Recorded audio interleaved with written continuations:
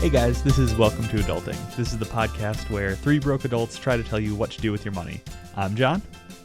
I'm Shawna. And I'm Caleb.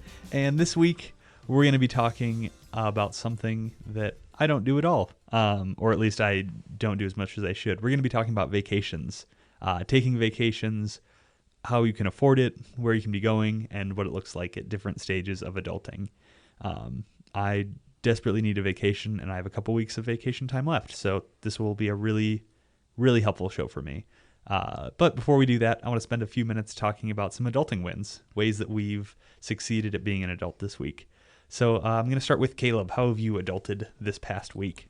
So one big thing that I was able to do this past weekend is somewhat conquer my fear of heights and clean the gutters. Nice. Ooh. So were you like top of a step ladder then, just ripping those leaves out of the gutters? It was like a 12-foot ladder. It wasn't a step ladder. Okay, well, It was getting up there and climbing. Maybe I'm exaggerating about 12 feet, but it felt like that's 12 feet. And when you're 6 foot and somebody my size and you're up there, like a fall can be devastating. Oh, absolutely. I'd much rather fall in an airplane than just off of a ladder. Really? Yeah. Oh, Because I know the odds of what are going to happen. Yeah, I get what you're saying. I feel like we could get real Hold dark on. really quick exploring this. Quick warning, Caleb, we might get real if you dark. fall from a plane, there's Right. no chance of survival. If you fall from a roof, There is a But- chance. People have survived that. But And it's have you ever Okay. seen Lost? I could wake up on a paradise island. with a smoke monster. Well, there's that too, but No, but like, falling off of a ladder, you can have some serious, have a lot of injuries, serious risk. The other one, it's like- over quick. This like- might get cut. This Yeah, dark it segment probably might is. get cut, but but I get you. I know where I'm going, so So it's fine. yeah. But yeah, no, I am terrified of heights as well. This weekend I was hiking and I went on one of those like big observation towers, and I was a little like wobbly kneed and kind of really stressed out. So I get how uncomfortable heights can be. So good job. Way to conquer your fear and to do the super adulting thing of cleaning out your gutters. Congratulations. Thanks. Shawna, how have you adulted this last week? yeah. So for my adulting win, I am working on a nonprofit idea, and it's always kind of been just like something I want to do. And I started creating a mission statement and, our values and forms and all of the fun stuff. So I'm digging into it. I'm pretty proud of that. Nice. What's your nonprofit going to be for? So I think I'm going to start it out as a movement instead of a nonprofit because that gets so difficult, paperwork, and it's just early. But so my idea is kind of, instead of having like one church having a volunteer team that's serving the community, why don't we combine all of our churches in the community and their volunteer groups and just create a giant movement that can impact the community in a bigger way? So that's just kind of my idea, just to organize Wow. that. And so I'm praying about it, and we'll see what happens. I would love to help people, like the elderly and people who are going through health issues, and just like if they're struggling, they know there's this huge group out there that wants to help. That's awesome. And that's awesome that you are, making sure that you have the mission statement, all of that background stuff, because those are the first steps to actually getting something like that done. I am really bad at saying I'm going to do something and then not actually doing it. So talking about it, but then actually putting in the work to get it done, that's huge. That's a huge adulting win. Yeah, and writing Right, down now- that sentence, how long did it take you just even like the first sentence like to come up with? It probably took a long time to put together the words that you wanted to say. Yeah, not exaggerating. This has been a dream of mine since I was little. I've always had a heart just for the nonprofit world. So lately, this past year, it's just been this huge fire burning in my soul to do it. So the process of it, yes, is hard, but it's so exciting. So now that I'm speaking about it on a podcast, hopefully No, it's got to happen. It's going to happen. It happens. It's going to happen. It's now. going to happen. You'll have a bunch of listeners that'll be, writing in and telling us, "Hey, Shawna, have you done it yet?" You'll have that huge bit of accountability. So To follow the movement, go to welcometoadultingpod.com. .com. There That's you go. great. Yeah. Awesome. I feel like I've been super good at adulting this last week, which is the opposite of most weeks on this show. I feel like I've done so many super responsible things this week that I'm probably going to talk about them the next couple weeks. One huge thing, I finally set up my retirement stuff with an IRA. Finally got that all signed up, sent in the first Wow. little bit. All right. Going to be putting money into it every month. I've been working on this for a couple months. I think one of the first shows then I talked about how I was meeting with a guy to do it, and I met with him and then put it on the back burner and never actually followed up on it. So met with him again this week, figured it all out, sent in all the checks, got everything signed and put in, had my parents set up as beneficiaries. So I'm going to have at least something when I retire. So that's good. You chose your parents over us? Yeah. They get the money, not you. I'm sorry, Caleb. Doesn't it feel good though to have that like checked off your list? It does, but that's also a chunk of money every month that I'm not going to have. And that, like, in my mind, I know I have it, but I really don't have it until I'm 65. So it's just, it feels like I'm getting paid less every month now. But that's okay. It'll feel good someday. Yeah, that's still a huge step. It's a huge Congratulations. step. So I'm really glad. I was talking to some friends about doing it, and my friend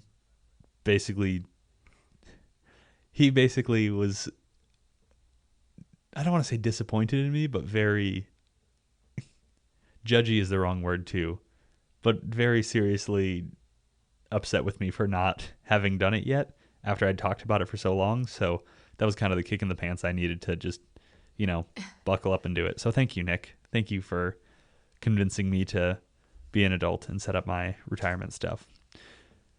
If you have had something where you've adulted this last week, we want to hear about it too. We want to celebrate your adulting wins, like a win from Holly this week. Holly wrote us on Facebook. You can find us at Welcome to Adulting Podcast on Facebook. And she wrote in saying, I'm Holly from Chicago, and my adulting win is that I finally switched from my parents' phone and car insurance plans to my own this weekend. That is awesome, Holly. I'm still on my parents' phone plan because we have like that family plan, but switching your car insurance, your phone plan, that's a huge, huge step. That's awesome. I think one thing I've heard is that like most people our age say that the number one thing that makes you an adult is financial independence, and you are on the road to financial independence. So great job, Holly. We're proud of you. And if you want us to say we're proud of you, let us know your adulting wins as well. Caleb, Shawna, where else can they, let us know about their adulting wins? Yeah, you can email us at info@welcometoadultingpod.com. You can also, when you give us a 5-star review on iTunes, you can leave a comment there and share your adulting win there as well. Yeah. Or like we said, you can go on to welcometoadultingpod.com. You can find links to everything there, all the places that you can like us, follow us, listen to us, all sorts of things.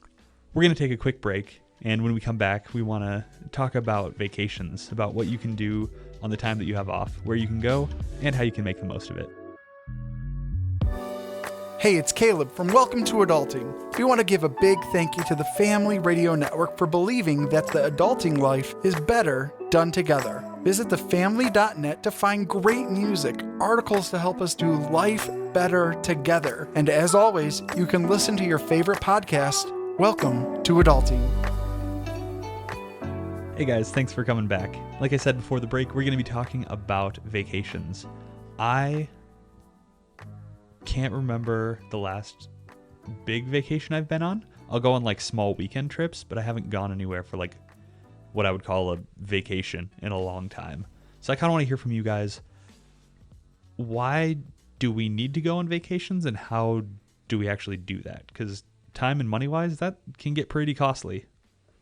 Yeah, I can start. I think vacations are super important because I find it super important just to get away and remind myself that there's more to this world than just what I'm surrounding myself around here. Nice. So what kind of vacations do you go on then? Is it, more like city travel, or is it someplace tropical? Like what is a good vacation for you?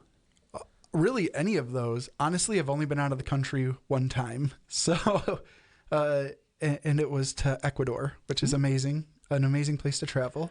But really, anywhere that I can get away to, I consider that a vacation, whether it's going down to Chicago, visiting family, or now that we don't live there, we get to be tourists and really experience that. Or going out to California is one of my favorite locations too. Anywhere warm. I love warm weather. Yeah, Chicago, the pinnacle of warm weather. Well, in the summertime, it was like 113 degrees. It's true. It gets pretty hot and humid there. What about you, Shawna? Why is vacationing so important for you and your family, and what do you guys do for vacation? So when my husband was in the military, our vacation time was used going home to visit family. So for like the first 4 or 5 years of our marriage, we really didn't have vacation because we used it in that way. Vacation now with 3 kids, we can't really like go anywhere like where I would consider a vacation. Like let's go to Disney or California or Colorado. Like I want to do those week-long vacations. My dream would be like Europe or Alaska or Canada. That would be amazing. But so right now our vacations are 2 nights maybe in Door County if we're lucky, up north. But it's too tough with kids that are little right now. Mm-hmm. Do you guys my family did this a lot when we were growing up. Do you do hey, going to grandma's house or to Aunt so-and-so's house is the big vacation for the year? Because we did that a lot, where we would kind of combine going to see relatives. And, I had an aunt who lived in Florida, so maybe we would go to Universal Studios for a day. Or I had my mom's side of the family's from Washington State, so we'd go out there, and that would be our big vacation, is seeing family and then kind of doubling up. Is that something you guys do? When we lived far away, but right now my family is relatively close. The farthest away is 3 hours. Okay, so that's not too bad. Yeah. Our vacations in the summer right now in this season of life is more camping. But once the kids are older, my husband and I have a goal to just us two go off somewhere for a week. And then, of course, when all of the kids are old enough to remember, we want to take them to, Disney, Nickelodeon, that kind of thing. So. Mm-hmm. Yeah, family vacations are basically our vacations right now. The last time my wife and we went on a vacation on our own was for our honeymoon, which was amazing. But yeah, vacations now, it really does surround around family, especially with life events going on each side of our families. That's how we use our vacation. Mm-hmm. I think one thing that always stops me from going on a vacation, well, there are 2 things that stop me from going on a vacation. One is money. Like, it's really expensive to go on a vacation. Mm-hmm. Even if I'm using, work vacation hours, I still have to, put a lot of money into it. And then also it takes a lot of time to like work stuff out at work just to make sure I'm in a good place. But then if I go to a place, what do I do? Even if I can afford to go someplace tropical, I could go to Fiji, but I'd just be going by myself, hanging out, doing nothing, which sounds good for about a day. But if it was a longer vacation, that would get really, really lonely. So money is kind of an issue for us too. I mean, if we really wanted to, we could spend that, but I don't want to take that hit to our savings. And I know everyone's like, spend the money, you need the family memories, which you do, but you also have to be like financially responsible about it. You need the memories, but you also need food. This is true. So we, like, as nice as it would be to fly to Florida, we know that we're going to drive. And there are those like vacation homes you can rent out. So we have plans in the future to take our siblings and their spouses and our parents, and we're all going to rent this giant vacation home and split it up amongst the family segments or whatever, and it'll be cheaper. And then we are going to go to the store and make our own meals. So we're trying really hard to like cut the cost. Yeah. That's the thing. There are so many ways that you can vacation on a budget. Even like on our honeymoon, we stopped at a grocery store because we knew that there was going to be a refrigerator and a stovetop thing. So we were able just to get a lot of things and cook our breakfast and our lunch. And then there are so many things to do. You can research. There are so many free things to do in a lot of areas that are popular for tourists. Camping is a great way to go on vacation, especially if you're going on a budget. And I know I have cousins that travel to Europe every year and basically never pay for a room. And there are ways. and they seem kind of sketchy, but there are ways to actually travel on a budget. It just takes a lot of time and research, though, as well, to do that.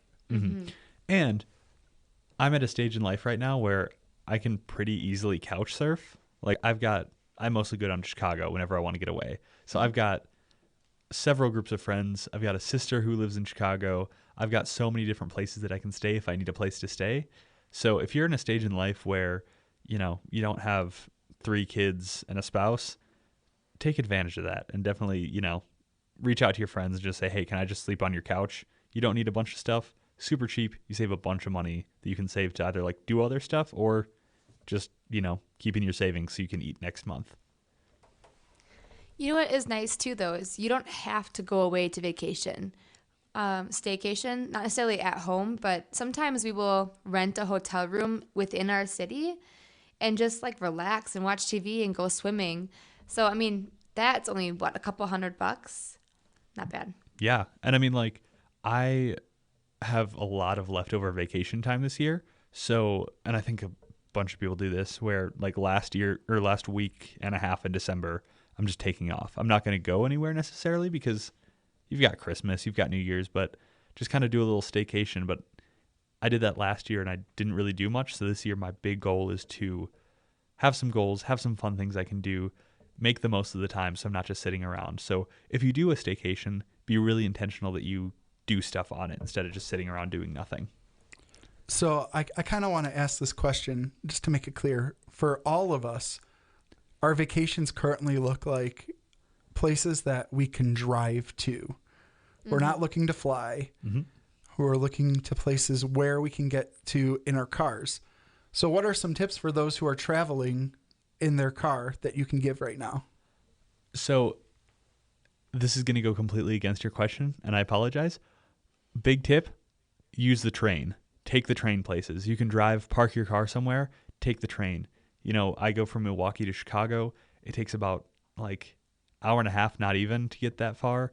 No traffic, super cheap when you factor in gas. It's like $25 or something like that. A little bit for parking, but you save money on parking in Chicago. You don't have to pay for gas going down. You don't have to do all the stress of driving. Take the train. It's cheap. It's easy. It's reliable. A lot of them have Wi-Fi, so that would be my big tip. Clearly, you've never seen Unbreakable. I have seen Unbreakable. I've also seen, what's the one with Jake Gyllenhaal? Derailed? Not Derailed. Source Code. Oh, I've yeah. seen Unstoppable with Denzel Washington and Ryan Reynolds. I've seen a lot of train movies. Trains are super safe. They're one of the safest modes of travel, so definitely take the train. Safe, I've easy, never cheap. thought of that. Yeah, it's great. I think kids can go for pretty cheap too, or free possibly. And it's a cool Well, and experience. what kid doesn't want to ride a Yeah. train? What right? adult doesn't want to ride a train? They're so big and so cool, and you get to just see, like, you don't have to worry about driving. You just look out the window, see stuff passing by, or you can read, you can get work done on your computer, watch some Netflix. It's awesome. That's actually one of my dream vacations. Is so many people want to do cruises in Alaska. There's actually a train that goes from Anchorage all the way up to Nome, and like it stops places, and you get to experience Alaska that way. I don't know what it's called, so I can't advertise you, but That'd be like the I'm gonna Polar be doing Express. That sounds like the Polar Express. I don't think they would call it the Polar Well, Express. they wouldn't, but I would call it that. That I'm sounds so looking awesome. up costs when we're done. Yeah. I'm Trains, really excited now. do trains. But yeah. Okay, what are some other tips you guys have for how to vacation on a budget? Understand your capacity to pack things in your car. Oh, So my goodness. it's super important. If you're driving a sedan, don't pack for a minivan. Like, it's that simple. Also, if you are like me, couch surfing or something like that, pack as light as possible. You can get a couple days worth of everything into a backpack. It's pretty easy. And then you have a lot less stuff that you have to worry about. You can take it with you everywhere. So pack as light as possible. You don't need to bring, suitcases and suitcases full of stuff. If it doesn't fit in a backpack, you probably don't need it. Obviously, that's different when you have kids, but Oh, it's such a mess. it's so easy when you're single to just put everything in your backpack. Yes. It's great. Seriously, just for now, if you don't have kids, just enjoy in that you can pack a bag and not have to worry about forgetting something or not being prepared. We just had a 4-day military retreat And I packed 7 or 8 bags for everything that I needed just for me and my kids. It was so obnoxious. That's so crazy. But all their stuff is so small. Why do you need so many bags with such small stuff? Like I get like a diaper bag and stuff like that, but that just baffles me. So what kind of stuff do you have to pack? Clothes. Extra clothes. Yep. Okay. You have to have the Tylenol just in case someone gets a fever, the thermometer, diaper rash cream, diapers, wipes, the pack and play, extra blankets, like the sound machine, everything. Because if you don't have what makes them comfortable at nighttime, you're not going to sleep. And I love families that take vacations together. I'm all for that. But there is a need for mom and dad to need a vacation after that family vacation. It like drains you a little bit more because you're chasing everybody. But memories are made, and that's what's important. That's a thing. So many of us think that we need a vacation after the vacation. Now, not just parents, but I'm sure you guys need it way more than we do. But I find it interesting. Why is it that so many of us feel like we need another vacation after we just had a vacation? It's because we pack so much into the few days we have. We want to do everything. So by the time you're done, you're like, oh, I'm so tired. And as someone who's a huge introvert, a lot of my vacation time gets very like extroverted, like doing things with people, going out places, being in places with crowds. So once I get home, I just want to spend time at home alone for a couple days. What I a lot of times will do is I'll add an extra day of vacation onto the end of my vacation time and just kind of chill at home for an extra day, clean up around the house, do stuff I didn't do that weekend, have a little extra time to kind of de-stress, decompress. So would you say to really enjoy the vacation though, it might be better to choose quality over quantity of things that you're doing? Yeah. It depends on the person, just kind of know yourself. Know if you were the type of person who likes to do a lot of stuff, or maybe you're the type of person you just want to go to an art museum, stay there the entire day, and then grab some, coffee and pastries in the evening. If that's you, awesome. If you're the type of person who wants to go to all these different shops and shows and, parks and whatnot, that's great too. Just know yourself and know what you enjoy. Make your vacation something that you're actually going to want to do instead of trying to cram something that doesn't work for you into it. Right. So like, for example, with the kids, I want them to go and do every ride at Disney and let's run around and find all the characters. Where if it were just me and my husband, let's go and just sit at the pool. I'll read a book. I'll take a nap. Like, let's go to the spa. So I want to do chill things that require no movement. Yeah, absolutely. Yeah. So we kind of talked a little bit about what we do for vacation now. One thing I want to talk about really quick before we kind of wrap up is what would your like ultimate dream vacation be? Because I know you talked about the Alaska train and you talked about Disney. Is there anything else that's like an amazing, cool vacation thing that you would want to do? Absolutely. So I'm a huge movie nerd. And so actually for our honeymoon, we went to Palm Desert and did a tour of where they filmed the scene of the Tusken Raiders in Star Wars. So they're the guys in like the tan jumpsuits with the sticks raising their arms. Can you do a Tusken Raider call for me right now? But I will not air it. I'm gonna put a little marker in here in the recording, and then for those Patreon subscribers, you might be able to hear it. That was like a sad walrus is what that sounded like. That's what a Tusken Raider sounds like. No, they're more aggressive. It's okay. All right. Shawna looks like she has no idea what we're talking about. I don't. Anyways, so I want to go to New Zealand, and I want to tour all the places that Lord of the Rings was shot. They actually have like a little shire there. Mm-hmm. So New Zealand is like the one place in the world that I want to go. Nice. What about you, Shawna? I know everyone says this, but it's Europe. It's always been Europe. I want to go and just spend like a month there and travel and just sit and look at everything. Yeah, I'm going to kind of steal that answer too. A couple places in Europe I really want to go. France for food, Italy for food. I also really, really, really want to go to Copenhagen in Denmark. My family is Danish. I'm like a fourth Danish, if not probably more somehow. But, very Danish. And I think it would be so cool to see Denmark. I've seen stuff on TV about it. Really cool, really unique culture, really unique architecture, all that kind of stuff. I would love to go there, check it out, kind of get a little bit of family history in there too. That would be cool. That would be a really cool thing to go to Europe. I know that I have family members that I've never met that are in Sweden and Norway. So it'd be cool maybe to meet them one day. But if I were to go to Europe, being a sports junkie, I'd want to go to some famous soccer stadiums and just see a live event at one of them at least. Caleb, I believe it's called football there. Football. So if you're obviously not a real sports fan if you're calling it soccer. Football over the pond.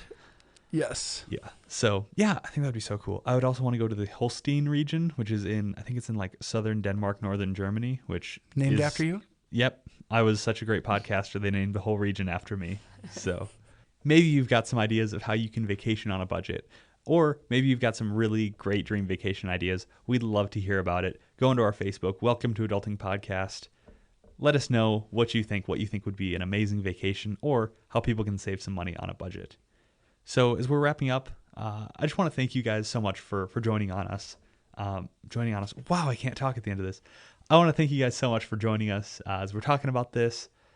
Again, we'd love to hear from you, your vacation ideas. Also, let us know, leave us a review on iTunes or on Apple Podcasts. You can leave a review there. Again, tell us your ultimate vacation. Leave us a 5-star review. Maybe leave us an adulting win and you could get a shout out on the show. As always, we want to thank the Family Radio Network for making this show possible. Make sure that you go to thefamily.net. You can find all sorts of great resources there that'll give you hope, strength, and encouragement. Also, probably some great tips, and I don't know what I'm going for with that. Cut that part out. And Christmas music. Music all December long.